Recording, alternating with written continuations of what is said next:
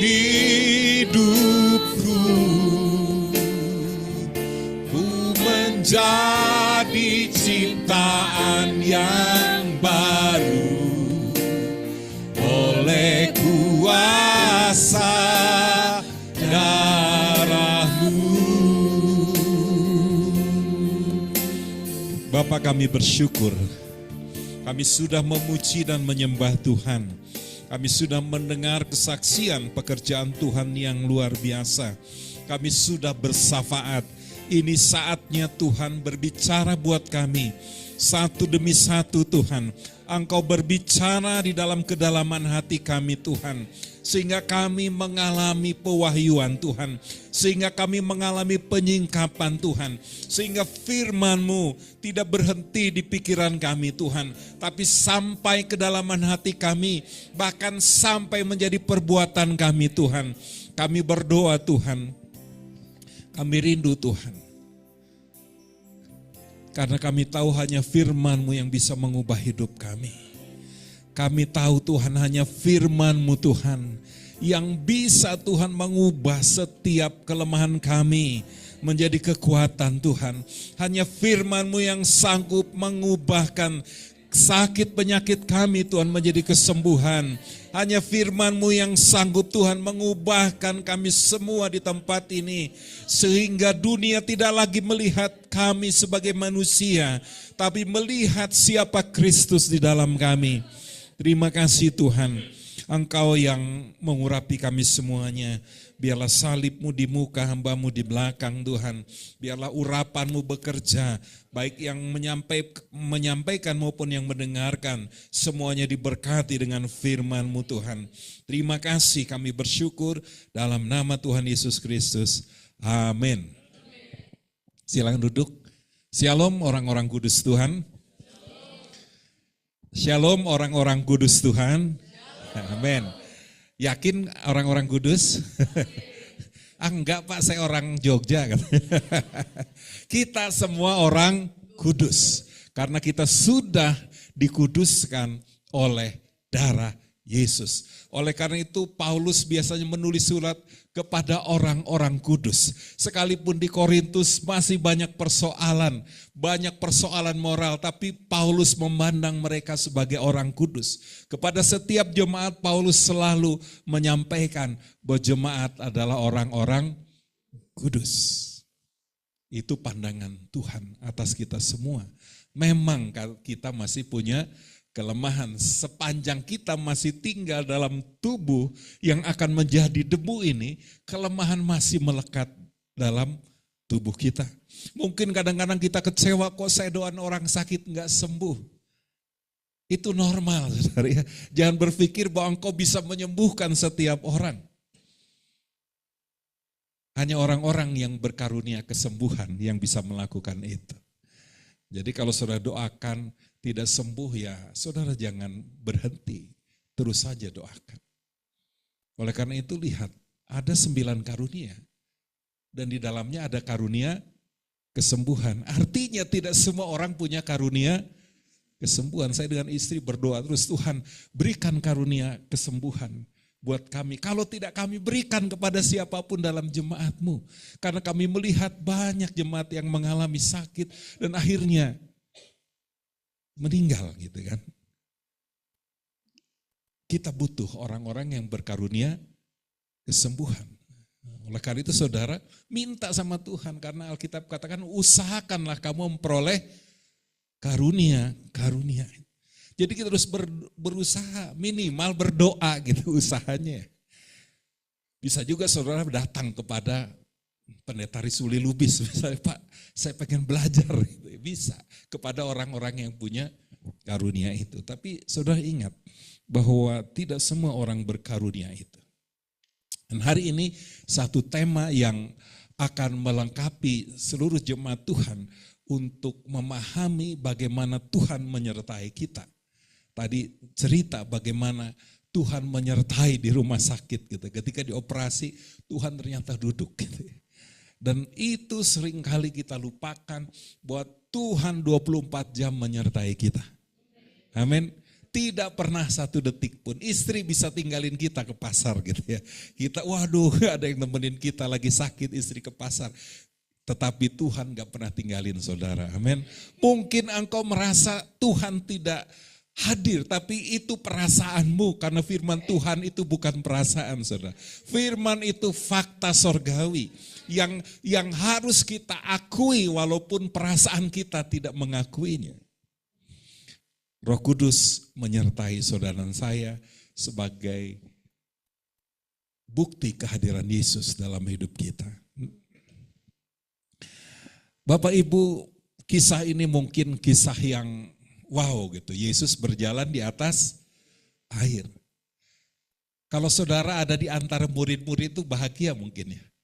Mungkin saudara wow gitu ya. Saudara melihat kesaksian yang luar biasa ketika Yesus berjalan di atas air. Ketika saudara lihat murid-murid terkagum-kagum karena dia mengatasi saudara. Bahkan hukum alam dia atasi karena dia Tuhan. Karena Yesus 100% manusia, 100% Allah. Sehingga dia bisa melampaui hukum alam. Alam harusnya menyebabkan dia tenggelam. Tapi dia bisa berjalan. Murid-muridnya kagum.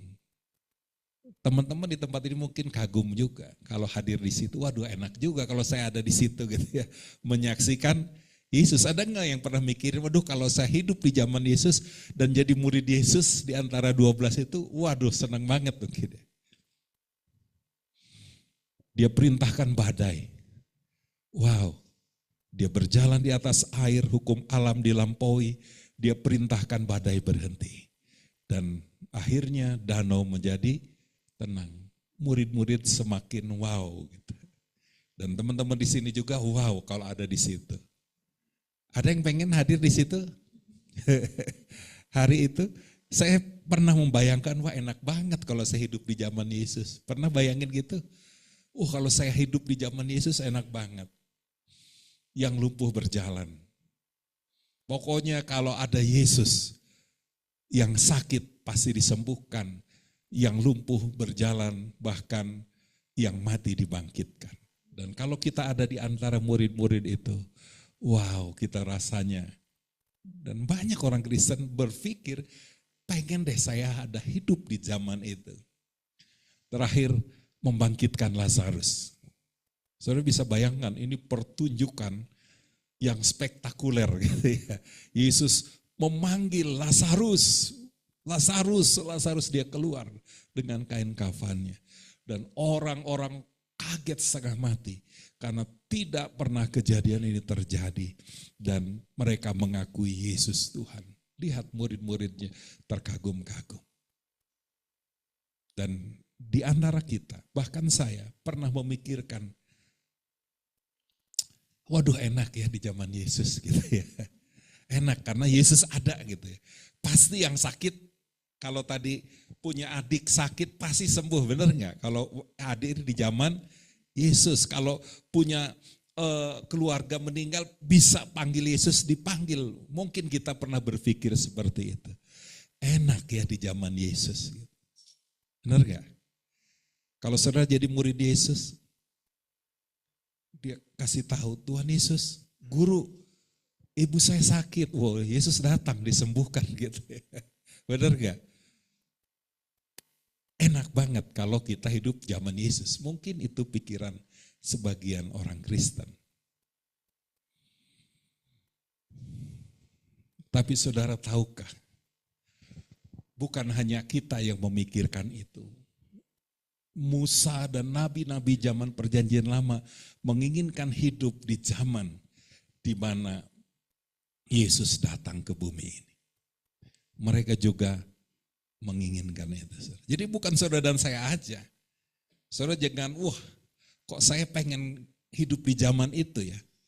Musa juga pengen, saudara. Nabi-nabi yang lain juga pengen. Karena Allah menyatakan dirinya dalam pribadi Yesus yang bisa dikenal, yang bisa dilihat. Dan saudara ingat, ada sesuatu yang ternyata beda pandangan Tuhan Yesus. Kita ingin, bahkan Musa ingin ada di zaman itu. Tapi kita melihat, saudara, bahwa Yesus punya rencana yang lain. Yesus bilang, lebih baik jikalau aku pergi supaya Roh Kudus turun. Artinya ada zaman yang lebih luar biasa, yaitu ketika Roh Kudus dicurahkan, saudara. Itu melampaui zaman ketika Yesus ada di bumi. Nah, memang Musa dan nabi-nabi lain menginginkan zaman Yesus, tapi Yesus bilang ada zaman, ada masa yang lebih luar biasa, yaitu setelah aku naik ke sorga. Jadi saudara, kita ingin di zaman Yesus. Yesus ingin engkau dan saya ada di zaman ini. Kalau murid-murid di dua zaman, saudara, di zaman Yesus dan zaman pencurahan Roh Kudus. Kita lihat, kalau kita baca Efesus 1 ayat 3 sampai 14, kita akan menemukan bagaimana pekerjaan Allah Tritunggal dalam keselamatan, dalam penebusan.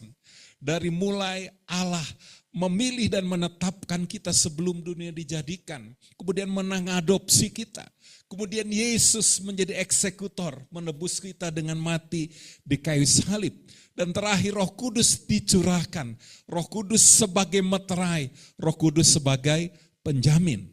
Saudara lihat, jadi kalau kita baca Efesus 1, itu Efesus bicara Tritunggal secara luar biasa. Ada pekerjaan Bapa, ada pekerjaan Anak, ada pekerjaan Roh Kudus. Dan kita hidup di dalam zaman di mana Roh Kudus sudah dicurahkan. Ini zaman di mana Musa dan kawan-kawan, bahkan Yesus juga menyatakan ini zaman yang lebih baik. Walaupun penderitaannya lebih banyak, saudara. Tapi ini zaman yang lebih baik buat kita semua yang hidup di zaman ini. Karena ini zaman di mana Allah Roh Kudus itu bekerja di tengah-tengah kita. Kita lihat berikutnya, saudara, kita lihat ayatnya ya. Namun benar yang kukatakan ini kepadamu adalah lebih berguna bagi kamu jika aku pergi. Yesus bilang lebih berguna jika aku pergi, tapi murid-murid pengennya Yesus terus ada di bumi. Tetapi kalau Yesus ada di bumi, Yesus dibatasi oleh tubuh dagingnya. Dia tidak bisa hadir di berbagai tempat sekaligus. Oleh karena itu, daya jangkau Yesus terbatas. Saya lihat, zaman Yesus hanya seputar Yerusalem, seputar Israel yang mendengar Injil, kabar baik. Tapi ketika Yesus naik ke sorga, kemudian Roh Kudus dicurahkan, maka seluruh dunia mendengar Injil. Kenapa? Karena zaman Yesus dibatasi oleh daging. Tapi zaman Roh Kudus dicurahkan, dia menyertai setiap murid. Yesus bisa hadir di semua tempat melalui Roh Kudus. Tadinya Yesus hanya hadir di satu tempat. Kalau dia di Nazaret, dia tidak bisa di Bethlehem. Kalau dia ada di satu tempat, dia di Yeriko, misalnya dia tidak bisa ada di Yudea. Tapi ketika Roh Kudus dicurahkan, maka dia hadir di setiap tempat melalui saudara dan saya. Melalui anak-anak Tuhan. Sebab jikalau aku tidak pergi, penghibur itu tidak akan datang kepadamu. Tapi jikalau aku pergi, aku akan mengutus dia kepadamu. Yesus sendiri berbicara, lebih penting aku pulang ke rumah Bapa. Karena kalau aku pulang ke rumah Bapa, aku bisa bersama-sama dengan engkau senantiasa, menyertai engkau di 24 jam sehari, 7 hari seminggu, 31 hari sebulan. Amin. Tidak ada pribadi yang seperti itu, bahkan istri atau suami kita tidak mungkin 24 jam menemani kita. Tapi dia diberikan untuk menemani saudara 24 jam. Amin. Sadar atau tidak sadar, saudara. Tapi dia terus ada bersama dengan kita. Jadi ketika ini situasi waktu itu murid-murid sedang tegang, sedang takut. Karena Yesus sudah menceritakan bagaimana dia akan mati di kayu salib. Dan dia akan pergi ke rumah Bapa. Dan murid-murid kebingungan siapa nanti akan memimpin kami. Padahal selama ini ada pribadi yang begitu berkuasa yang menyertai mereka. Tapi tiba-tiba Yesus bercerita bahwa dia akan mati di kayu salib. Di dalam perjamuan itu, ini cerita ketika Yesus ngobrol di dalam satu perjamuan. Aku akan minta kepada Bapa, ia akan memberikan kepadamu seorang penolong lain supaya ia menyertai kamu selama-lamanya. Keren. Bukan hanya 1 bulan, 2 bulan. Tapi ketika engkau dipilih Tuhan, bahkan sebelum dunia dijadikan, Efesus pasal 1 ayat yang keempat menyatakan sebelum dunia dijadikan, engkau sudah dipilih di dalam Kristus. Sebelum engkau ada dalam kandungan ibumu, engkau sudah ditentukan untuk diselamatkan. Itu anugerah yang luar biasa. Oleh karena itu saya percaya bahwa ketika Tuhan pilih, Tuhan gak pernah gagal, saudara. Mungkin kita merasa gagal dalam kehidupan perjalanan rohani kita, tapi saya ingin pastikan bahwa pemilihan Tuhan itu tidak pernah gagal. Bahkan dia akan turut bekerja untuk bekerja dalam hidupmu, mengerjakan apa yang dia rancangkan dalam hidupmu. Yaitu roh kebenaran, dunia tidak menerima dia sebab dunia tidak melihat dia. Karena Roh Kudus memang seperti angin kata Alkitab, tidak kelihatan tapi bisa dirasakan, bisa didengar juga Roh Kudus, amin. Karena kita bisa mendengar, tiba-tiba Roh Kudus memberi inspirasi. Tetapi kamu mengenal dia sebab ia menyertai kamu dan akan diam dalam kamu. Ditegaskan lagi penyertaan itu bukan hanya menyertai di kiri atau di kanan. Kan kiri kananku ada Tuhan. Tapi ini di dalam kamu. Saudara. Ini lebih keren lagi dari di depan, di belakang. Saudara. Orang Israel itu Tuhan pimpin di depan, di belakang, di atas. Tapi saudara dan saya ada Roh Kudus yang menyertai di dalam hidup kita semuanya. Amin. Ini lebih keren dari perjanjian yang lama. Ini yang diimpikan Musa dan kawan-kawan dan saudara yang menikmati dan saya. Amin. Oleh karena itu mari kita berjalan dalam penyertaan Tuhan yang luar biasa. Saudara lihat, ini secara ringkas saja. Ini yang tadi kalau diringkas kayak begini ya. Tapi saya tidak jelaskan. Tapi yang pasti saudara diberikan identitas yang baru. Ketika saudara dilahirkan baru, saudara punya identitas yang baru. Kehadiran Tuhan menjadikan engkau punya identitas yang baru. Tapi seringkali kita dikenal identitas kita sebagai, oh Pak Saul yang kerja di Telkom misalnya. Oh Mbak siapa yang perawat misalnya gitu-gitu. Oh itu si Abang Batak katanya, kan kalau yang jualan kan si Abang Batak. Seringkali kita dikenal siapa kita, tapi seringkali tidak dikenal siapa yang tinggal dalam kita. Kita rindu melalui penyertaan Tuhan dalam kita, sebenarnya orang ketika bertemu dengan kita, mereka berjumpa dengan pribadi yang tinggal dalam kita. Amin. Saudara bisa bayangkan, tiba-tiba KDM Bapak Aing bertamu ke rumah saudara. Terus, saya mau tinggal di rumah kamu 1 minggu. Gitu. Pasti saudara akan carikan kamar yang paling baik. Mungkin tadinya itu kamar saudara. Tapi karena KDM mau tinggal, saudara pasti cari kamar yang terbaik. Dan sejak hari itu, orang-orang akan berseru ada KDM di rumahnya.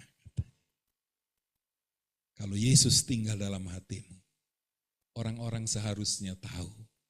Karena Yesus lebih terkenal dari KDM. Amin. Amin. Oleh karena itu beri hatimu yang terbaik buat Tuhan Yesus. Sehingga Yesus terkenal dalam rumah kehidupan kita.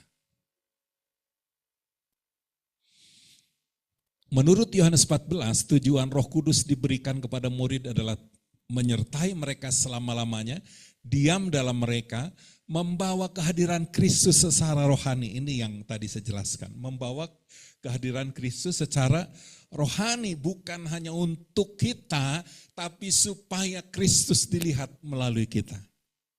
Oleh karena itu tema-tema sebelumnya berbicara tentang realita Kristus. Itu bicara bagaimana kehadiran Roh Kudus membawa realita Kristus dalam hidup kita. Kemudian Roh Kudus mengajar dan mengingatkan firman Yesus. Roh Kudus juga memampukan mereka hidup dalam kasih dan ketaatan. Itulah penyertaan Roh Kudus dalam kita. Bapak Ibu yang dikasihi Tuhan, kadang-kadang kita membatasi pekerjaan Roh Kudus dengan berpikir bahwa Roh Kudus itu kalau bicara itu pakai suara, saudara. Kalau enggak suara itu bukan Roh Kudus.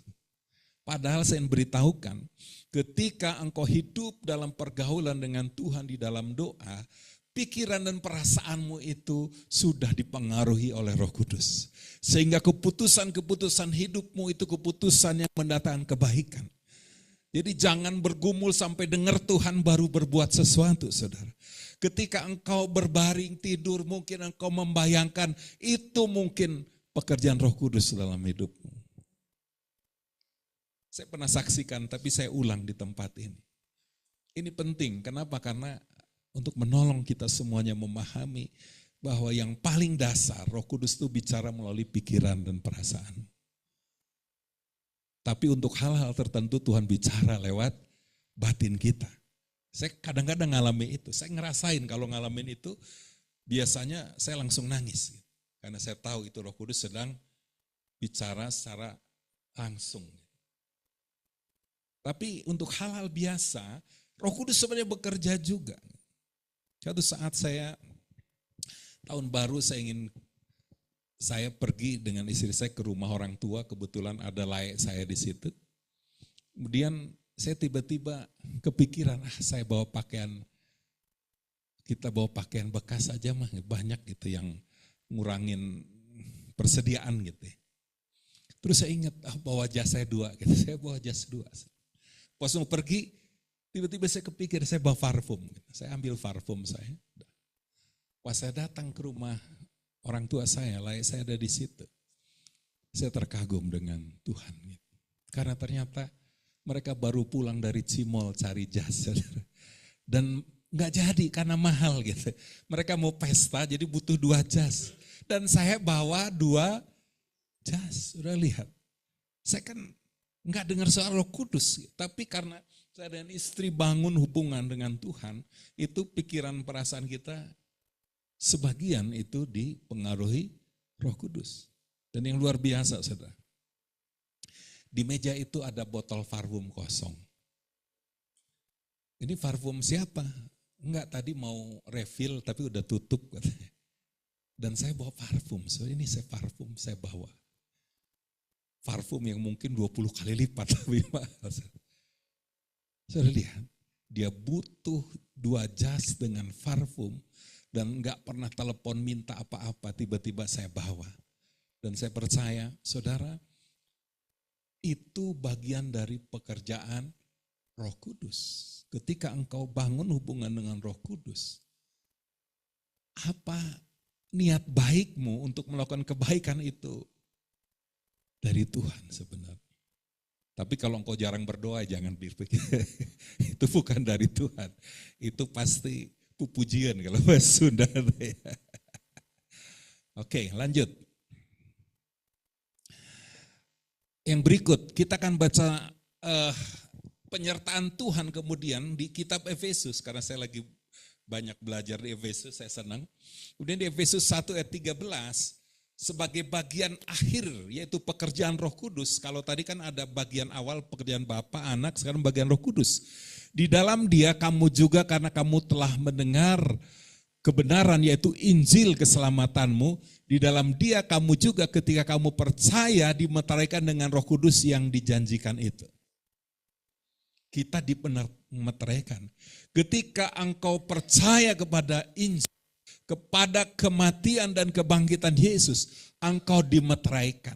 Meterainya bukan meterai 10.000 seperti yang saudara pernah bayangkan. Kalau sekarang meterai itu kan kayak perangko gitu. Materai zaman dulu itu sudah lihat, ada kalung. Di dalamnya ada kertas yang dicap. Jadi biasanya dipakai materai itu, menandakan apa saudara? Menandakan kita lihat ya, tanda bahwa kita milik Allah. Kalau zaman dahulu itu materai dari kekaisaran misalnya, bahwa dia itu diberi otoritas dengan materai itu. Dia itu adalah pejabat dari kekaisaran gitu ya. Oleh karena itu dia mendapatkan jaminan keamanan kalau pakai materai itu saudara. Itu kalung. Kalau materai zaman sekarang kan kertas. Segel. Kalau dahulu itu modelnya kalung seperti ini. Dari biasanya dari bahan itu lihat. Dari batu gitu di giok lah, kalau giok itu di dalamnya ada, digantung kemana-mana. Jadi orang ini pergi kemana-mana diakui bahwa dia punya otoritas dari kekaisaran, bahwa dia milik kaisar, bahwa dia ada dalam pelindungan kaisar. Oleh karena itu saudara dan saya ketika percaya kepada Injil itu, engkau memiliki tanda bahwa engkau milik Allah saudara. Memang saya enggak lihat saudara, tapi kalau setan lihat saudara. Benar, kalau setan lihat. Setan lihat saudara memakai segel itu. Saudara. Oleh karena itu setan biasanya kalau ketemu saudara dia tutup mata. Saudara. Dia gak kuat, ada segel rohani itu. Saudara. Bahwa engkau milik Allah. Yang kedua ini bukti bahwa keselamatan kita asli. Saudara. Yang ketiga, perlindungan Allah atas kita. Karena kita punya segel itu, kita bawa itu kemana-mana, maka kita aman. Saudara. Sama seperti perwakilan atau pejabat dari kekaisaran Roma, kalau pakai itu aman, gak ada yang berani ganggu. Saudara. Wah ini orangnya kaisar, wah ini orang penting. Dan saudara dan saya menerima Roh Kudus sebagai segel atau materai dalam kehidupan kita secara roh, saudara. Wow, itu perhiasan yang paling mahal di bumi ini, amin. Orang bisa pakai giok paling mahal, orang bisa pakai perhiasan emas berlian, tetapi saudara memakai perhiasan yang paling mahal di bumi ini, yaitu materai Roh Kudus. So bisa bayangkan tutup mata sebentar, bayangkan ada kalung, kemudian ada di bawahnya materai yang tergantung. Saudara bisa bayangkan kalau itu secara fisik. Mungkin saudara akan elus-elus itu, ingat sebentar pegang karena begitu berharganya. Kalau engkau berkaca mungkin kau, wah luar biasa aku punya harta yang paling mulia. Kalau engkau pergi kemana-mana tetangga, wow kamu kaya banget, kamu hebat banget, punya kekayaan yang mulia. Saudara itulah saudara dan saya, amin. Jadi kalau engkau pergi kemana-mana, engkau dengan kepala tegak. Yang lain boleh berliannya saudara bersinar-sinar, tapi berlian yang kau pakai Tuhan, itu sinarnya melebihi kalau berlian seluruh dunia digabung menjadi satu, amin. Jadi selalu pergi kemanapun saudara, jangan tunduk kepala. Engkau tegakkan kepala, karena engkau miliknya Allah. Ada tandanya secara roh yang mungkin kita nggak bisa lihat, tapi setan bisa lihat. Yang kedua saudara, bukan hanya materai Roh Kudus di ayat 14. Dan Roh Kudus itu adalah jaminan bagian sampai kita memperoleh seluruhnya, yaitu penebusan yang menjadikan kita milik Allah untuk memuji kemuliaannya. Jadi Roh Kudus menyertai kita, dijelaskan dalam kitab Efesus, itu dalam bentuk segel, kalung, materai. Yang kedua itu dalam bentuk jaminan DP uang muka, kontrak di awal. Kalau saudara beli rumah, suruh bayar DP dulu, gitu, supaya enggak diambil orang lain, artinya tanda jadi. Ini seperti pertunangan, gitu. Jadi kayak Maria dengan Yusuf itu sudah menikah, Dalam arti seperti ini. Udah bertunangan dalam arti udah pasti nikah. Jadi dihitung sudah menikah sebenarnya. Tapi belum dideklarasikan gitu. Nah, yang mau saya belajar apa yang dimaksud dengan jaminan ini. Tanda bahwa kita milik Allah, pembayaran pertama dari kemuliaan kekal, jaminan bahwa penebusan akan disempurnakan. Dengan kata lain, kehidupan dalam roh sekarang adalah pendahuluan dari kehidupan kekal. Jadi kita sebenarnya sudah mencicipi kekekalan yang akan kita terima melalui Roh Kudus dalam kita. Puncaknya adalah ketika kita dipanggil Tuhan. Ketika Yesus datang, kita akan diberikan tubuh yang baru. Jadi Tuhan itu jadi penebusan total itu. Jadi yang dimaksud penebusan total itu penebusan saat kita di bumi kita sudah ditebus, tetapi finalnya nanti saat sangkakala ditiup dan kemudian kita naik ke sorga dengan tubuh yang baru. Dijamin, saudara. Roh Kudus itu jaminan. Kalau Roh Kudus itu tadi dilambangkan sebagai materai, kemudian dilambangkan sebagai down payment atau uang muka, ini Paulus sedang menegaskan hukum kepastian yang sungguh-sungguh pasti kita alami, saudara. Sampai 2 kali. Yang pertama diibaratkan materai, yang kedua diibaratkan sebagai kontrak. Kalau Allah yang berkontrak, masakan Allah tidak melanjutkan prosesnya. Kalau saudara dan saya DP beli motor, tiba-tiba ada keperluan yang lain, ya sudah lapor gitu, nggak jadi beli. Tapi kalau Tuhan sudah kasih DP, saudara tidak akan pernah berhenti. Sampai puncaknya, engkau dan saya menerima tubuh kemuliaan itu. Amin. Oleh karena itu materai Roh Kudus menyatakan siapa pemilik kita. Kita pakai kalung, ibaratkan ini kalung, saudara. Orang tahu bahwa kita milik Yesus. Ketika engkau ada di pasar, orang tahu engkau milik Yesus. Ketika engkau ada di kantor, ketika engkau ada di sekolah, engkau diketahui sebagai milik Yesus. Secara roh sebenarnya roh mereka tahu saudara milik Yesus. Tapi pikiran mereka enggak sadar, saudara, karena dibutakan. Tapi kalau setan tahu saudara milik Yesus, ya, karena dia roh gitu, dan dia melihat siapa kita. Jaminan Roh Kudus memastikan masa depan kita. Jadi siapa kita itu jelas, gitu, pemilik kita.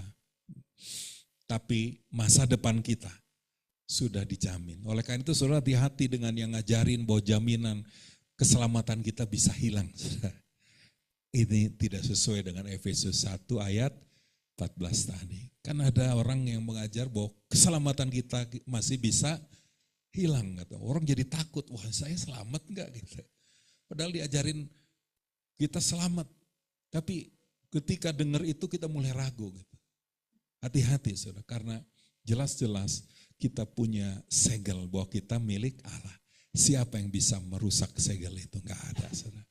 Karena segel itu Roh Kudus. Siapa yang bisa merusak Roh Kudus? Enggak ada, saudara. Siapa yang bisa merusak kontrak atau DP dengan Tuhan? Enggak ada. Saudara. Karena ketika Tuhan tanda tangan kontrak itu, payment di awal bahwa engkau akan ditebus total. Dan sepanjang di bumi kita menikmati sebagian. Dan sisanya ketika tubuh kemuliaan itu enggak bisa batalin lagi. Oleh karena itu kita semua punya jaminan hidup yang kekal. Terakhir saudara, satu ayat yang mungkin kisah Henok itu ringkas sekali di kitab Kejadian pasal yang kelima. Tapi ini kisah yang sangat menginspirasi. Dan Henok hidup bergaul dengan Allah lalu ia tidak ada lagi sebab ia telah diangkat oleh Allah. Henok, dia bergaul, dia tahu dia disertai Tuhan, tapi dia mengisi penyertaan Tuhan itu dengan bergaul dengan Tuhan. Tuhan mah pasti menyertai kita, tapi seringkali kita abai dengan penyertaan Tuhan. Kita seringkali menganggurkan Tuhan gitu ya. Kita hanya memanggil Tuhan saat teduh saja gitu. Tapi di lain waktu kita kehilangan kesempatan untuk bergaul dengan Dia. Tetapi tidak dengan Henok gitu. Henok memiliki kebiasaan untuk terus-menerus bergaul, melibatkan Tuhan di sepanjang hidup dia. Sampai Tuhan cinta banget sampai Henok. Dan Tuhan bilang, lu gak usah, kok pakai bahasa Jakarta, kamu gak usah lagi tinggal di bumi, ayo naik ke sorga. Wow, luar biasa. Ini salah satu pribadi selain Elia yang naik ke sorga tanpa harus melewati pintu gerbang kematian. Kenapa? Karena begitu dia bergaul dengan Tuhan, sampai Tuhan itu benar-benar udahlah kamu naik ke sorga aja, biar kita nggak terganggu lagi dengan dunia ini. Sepanjang ada di dunia kan pasti terganggu dengan tubuh. Ada banyak hambatan untuk bergaul dengan Tuhan. Tapi Henok memaksimalkan hidupnya untuk bergaul, mengisi penyertaan Tuhan itu, sampai Tuhan gak tahan lagi. Udah kamu naik aja. Enak banget saudara ya. Enak banget. Suami kita gak akan menangisi kita, istri kita gak akan menangisi kita. Itu kematian, gak ada kematian, itu pulang ke rumah Bapa yang paling luar biasa, saudara. Karena tidak melalui bumi baru atau industri, saudara. Tapi langsung jos ke sorga. Saudara. Kenapa? Karena Henok tahu ada penyertaan Tuhan dalam hidupnya dan mengisi penyertaan Tuhan itu dengan dia terus bergaul, mengisi waktunya dengan Tuhan. Amin. Mari kita berdoa.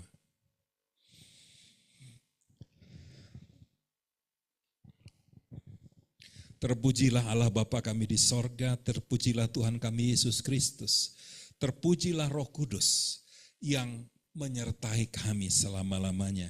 Terpujilah Roh Kudus yang menjadi segel materai dalam kehidupan kami, sehingga kemanapun kami pergi, kami tahu ada penyertaan Tuhan, ada tanda kepemilikan Tuhan dalam hidup kami. Kemanapun kami berjalan Tuhan, Engkau beserta dengan kami. Terima kasih Tuhan, terima kasih untuk perlindungan-Mu Tuhan, karena ada tanda ajaib atas hidup kami. Terima kasih, kami rindu Tuhan. Kami seperti Henok Tuhan, mengisi penyertaan Roh Kudus itu. Dengan bergaul dengan Roh Kudus lebih banyak lagi, lebih banyak, lebih intim lagi Tuhan. Sampai Engkau disukakan Tuhan, sampai kemuliaan itu dinyatakan. Oleh karena itu bawa kami semuanya Tuhan di tempat ini, untuk tidak terganggu dengan dunia ini Tuhan. Untuk mulai Tuhan maju terus ke depan bersama dengan Tuhan. Dan kami berkata, segenap pesona dunia lenyap Tuhan. Karena kami terus memandang kepada Tuhan. Terima kasih, kami menyerahkan apa yang sudah kami dengar. Biarlah Roh Kudus yang diam dalam kami. Roh Kudus yang mengajarkan lebih dalam lagi. Roh Kudus yang mengingatkan apa yang kami dengar. Roh Kudus menghidupkan itu Tuhan. Sehingga kemanapun kami pergi, kami tahu Tuhan ada materai Roh Kudus di dalam kehidupan kami Tuhan. Terima kasih Bapa dalam nama Tuhan Yesus Kristus. Saya undang kita bangkit berdiri, menerima berkat Tuhan. Angkat kedua belah tanganmu saudara, terimalah berkat ini. Tuhan memberkati engkau dan melindungi engkau. Tuhan menyinari engkau dengan wajahnya dan memberi engkau kasih karunia. Tuhan menghadapkan wajahmu dan memberi engkau shalom. Turunlah shalom sorga atasmu. Shalom yang akan membuat engkau hidup berlimpah. Shalom yang membuat engkau dijaga daripada segala yang jahat. Shalom yang membuat engkau tentram dalam hidupmu. Shalom yang membuat engkau sehat tubuhmu. Terimalah berkat shalom ini di dalam nama Bapa, di dalam nama Yesus Kristus, dan jadi oleh pertolongan Roh Kudus. Yang menerima berkat bersama-sama katakan, amin.